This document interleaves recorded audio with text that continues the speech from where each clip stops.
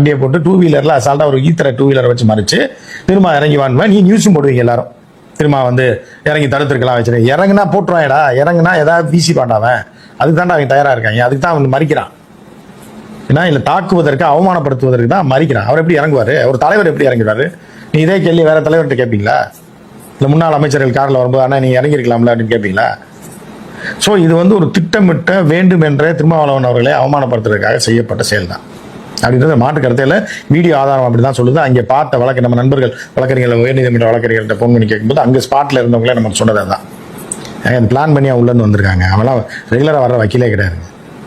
எதுக்கும் வந்திருக்காங்க, என்னமோ பண்ணணும்னு பார்த்துருக்காங்க, அது நடக்கல. திடீர்னு தொண்டர்கள்லாம் சேர்ந்து அடித்தவொடனே சுற்றி இருந்த ஆட்கள் எதற்கோ திட்டம் போட்டவன்லாம் ஓடி போயிட்டான் அப்படின்றது தான் அங்கிருந்து வந்த தகவல். எனவே நம்ம வந்து திருமாவளவன் அவர்களுடைய கட்சி மேலே உங்களுக்கு பிடிக்கலாம், பிடிக்காம இருக்கலாம், ஓட்டு போடலாம், போடாமல் இருக்கலாம், என்ன வேணாலும் முரண்பாடுகள் இருக்கலாம், அதெல்லாம் வேற. ஏன்னா சரி, அவர் கட்சி தொண்டர்கள் எல்லாம் காந்தியவாதிகளாக